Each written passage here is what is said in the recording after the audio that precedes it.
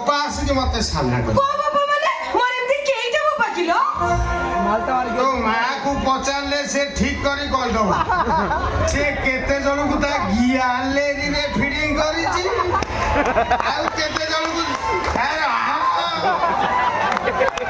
ଆଉ କେତେ ଜଣକୁ ସେ ଡିଲେଟ କରିଛି। ମତେ ଅନେଇଲ ମୁଁ ପୁରା ସେକ୍ସ ହେଇକି ଅନେଇ। ସେମିତି ହୁଅନି ତମେ ଗୋଟେ କିଛି କରଲୋ। ହଁ କହୁନା। ତମେ ମତେ ବାହାଇକି ତମ ଘରକୁ ନେଇ ଚାଲ। ତମ କଥା ମୋର ଖାଲି ସବୁବେଳେ ମନେ ପଡୁଛି ଲୋ। ଖାଇଲା ବେଳେ ଶୋଇଲା ବେଳେ ଯୋଉ କାମ କରୁଛି ମା ଧନ କଥା ଖାଲି ମନେ ପଡୁଛି। ତମ କଥା ଭାବିଲେ ମତେ ଭାରି କଷ୍ଟ ହଉଛି ଲୋ। ମୋର କଣ ଖରାପ ମୋର ବି ସେମିତି ହଉଛି। ହଉଛି ହଁ ବା ଏ ତମ କଥା ମୋର ମନେ ପଡି ଯାଉଛି। ନା ରହିବୁ ଆଉ ତମ କଥା ମୋର ମନେ ପଡି ଯାଉଛି। ମୋ ତଳ ପେଟ ଓଦା ହେଇଯାଉଛି ଲୁହରେ ଲୁହରେ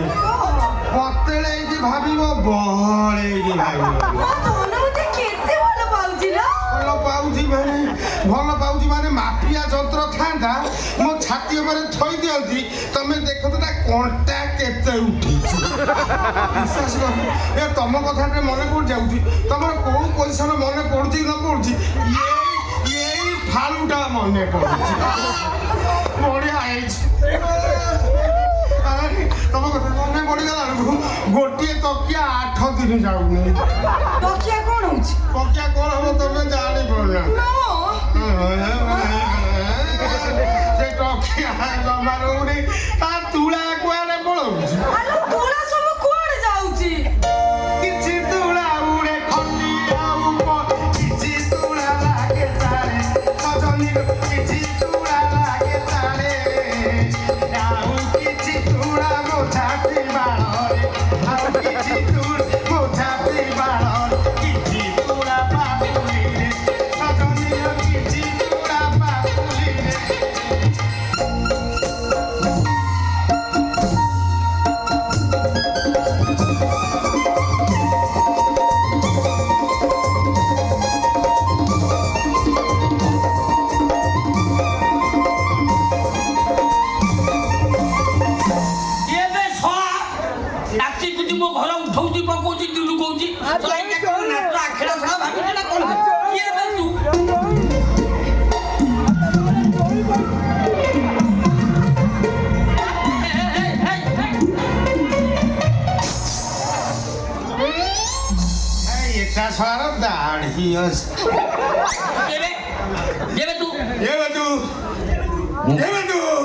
मोरी घर छिड़ा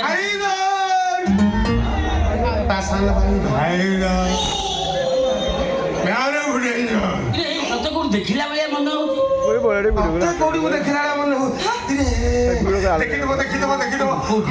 लोकल फिगर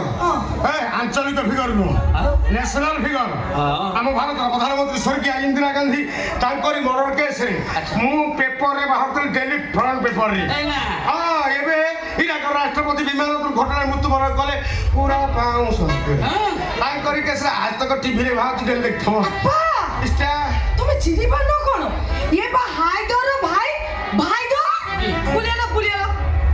এই দেখো বাবা পছাড়ে লেখা আছে ভাইদর ये बा हाइदर ডান হাত ইয়ার নো বাবা ये লম্বা নো यार ये नंबर बेल तू के में जाने मला से भी डेली रात्रे मते वीडियो कॉल देखो जंदी ये लंबा पछाड़ हां मु जूम करके देखा है आज देखैनी हमर माण बइची हां लंबा भुजाली भलिया नु पॉकेट छुरी ये हे तू सही ना ये हे तमे सही ना तमे हम होली रानी घईता मथुर भी छा ये बिक्कू भाई तू कोन मो बापा को चिमिचु माने तो बापा हमर भल संपर्क तो आपन हमर भल चिना बछ तो आपन हमर संपर्क 20 वर्ष तळर 20 वर्ष ये बापा बिक्कू भाई ना केते स्मरण शक्ति देखु चलो 20 वर्ष तळर से मने रखछंदी लो 20 वर्ष ହେଇ କହିଲେ 20 ବର୍ଷ ନା 200 ବର୍ଷ ତଳେ ତ ବାପା ଜୀବନ ଦେଖିଥାନ୍ତା ଆପଣ ଆସିକି ମୋ ଚିନି ପକେଇଥାନ୍ତେ ସେମିତି ବାପାର ମୋର ସମ୍ପର୍କଟା ସେମିତି ନା ଆମର ମଧୁର ସମ୍ପର୍କ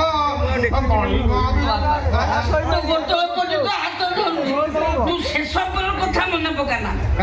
ମନେ ପଡ଼ିଲା ମୋ ଝିଅ ଉଲୁସିବ ଆମର କଣ ଯାଇ ସମ୍ପର୍କ কি সম্পর্ক ଆମର ବାଇଗଣ ତିଆରି ସମ୍ପର୍କ বাবা সাথে তোমার ভাই ওলি কি সম্পর্ক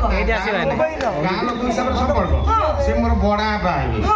କିନ୍ତୁ ଆମର ସୁଚୁ ଘର ମୋ ମା କରିଦେଇଛି ସେଇ ହିସାବରେ ପିଇସା ଘରିଟା କିନ୍ତୁ ବାଇଗଣ କିଆରେ ଯୋଉ ସମ୍ପର୍କ ସେ ସମ୍ପର୍କ ଗଭୀରରୁ ଗଭୀରତମ তাহলে চলো আমি বি সেই ভাই ওলি কি বুঝিবা ସେଇ ହିସାବରେ ବାଇଗଣ ହିସାବରେ କି ଜାଣିଛ ନା ବାଇଗଣ ବିଷୟରେ ଚିନ୍ତା କର ଗବେଷଣା କର ଅନୁଧ୍ୟାନ କର ତର୍ଜମା କର ତାପରେ ତମେ ନିଜେ ଜାଣିପାରିବ ମୋର ବାଇଗଣ କିଆରିକି ଯିବା ଉଚିତ କି ଅନୁଚିତ তাহলে ঠিক আছে ভাই ওলি কি গপ মতে কুয়াল ହଁ କହିବି ଲୋ ଶୁଣିଲେ ମନେ ରଖିବ ମନେ ରଖିଲେ ତମର ପରୀକ୍ଷାରେ ପଡିବ ନହେଲେ ରୋଷେଇ ଘରେ କିଚେନରେ ୟୁଟ୍ୟୁବ ମାରିଦବ ବାଇଗଣ କେମିତି ରୋଷେଇ ହୁଏ ସେଇ ବିଷୟରେ ପିସା ମୁଁ କହିବି ନା ତମେ କହିବ ମୁଁ କହିବି ନା ତମେ କହିବ ତୁ କହ ନା ମୋର ବା ଡେଇଁବା ଅଭ୍ୟାସ ତୁ ମୁଁ ମାରି ବସିବି ପାଖରେ ଛିଡ଼ା ତ ଖପ୍ କିଣି ଧରି ପକେଇବ ଆଚ୍ଛା କେତେ ମସିହା ଘଟଣା 1999 ମସିହା ଓହୋ 1999 ମସିହାରେ ଯୋଉ ବାତ୍ୟା ହେଇଥିଲା ଝିଅର ଅଛି ମୁଁ କହୁଛି ଆର ନାହିଁ 1999 ମସିହା ଯୋଉ ବର୍ଷ ବାତ୍ୟା ହେଇଥିଲା ଡିସେମ୍ବର ମାସ ପ୍ରବଳ ଶୀତ କରୁଥିଲା ଏଇ ତ କୋଣାର୍କ ମହୋତ୍ସବ ଚାଲିଥିଲା ଆଉ ପ୍ରବଳ ଶୀତ ଆମେ ପିସା ପୁତୁରା କଥାବାର୍ତ୍ତା ହେଲୁ ପିସା ତାଙ୍କର ଭଲ ବାଇଗଣ ହେଇଛି ବହେ ବାଇଗଣ ନେଇ ଚୋରି କରି ମାର୍କେଟରେ ବିକିଦେବା ମାନେ ବାଇଗଣ ସେ ବର୍ଷ ରେଟ୍ ଥାଇ ଫଳି ଥାଇ ମଧ୍ୟ ଆମେ ତାଙ୍କ ଚିନ୍ତା କରିକି ଆମେ ଯାଇକି ପହଞ୍ଚିଗଲୁ ବାଇଗଣ କିଆରି ପାଖରେ ସେଇଠୁ ତୋ ବାପା ଖଦି ଖୋଲିଦେଲା ମୁଁ ପେଣ୍ଟ ଖୋଲିଦେଲି ତାପରେ ବାଇଗଣ କିଆରି ଭିତରେ ପଶିଲୁ ତୋ ବାପା ଦେହ ସାରା ରକ୍ତ ମୋ ଦେହ ସାରା ରକ୍ତ ଜୁଡୁ ବୁଡୁ ହୋଇଥାଏ ଖାଲି ଥପ ଥପ ରକ୍ତ ବାଇଗଣ କିଆରି ସାରା କଟା ଆମେ ତ ଘରେ କଷ୍ଟ ହେଇଥିବ ତ କଷ୍ଟ କଲେ ସିନା କୃଷ୍ଣ ମିଳିବ କି କଥା କହୁଛ କେତେ ବାଇଗଣ ଏମିତି ହେଇଥିଲା କିଲୋ ଏକରେ 1.5 ଏକର ଜମି ଚାଷ ହଁ ଫଳିଥିଲା ମାନେ ଲମ୍ବା ଗୋଲେଇ ଜାଁଳା ଇଏଥା ଥାଏ ବାଇଗଣ ବଢା ବାଇଗଣ ବଢିଆ ବଢିଆ ବାଇଗଣ ହେଇଥାଏ ସେଟା ଆମର ତ ବେଳା ଖରାପ କଣ ହେଲା ଆମେ ତୋଳିନୁ କିଆରି ଭିତରେ ଉଦ୍ୟତ ହଉଛୁ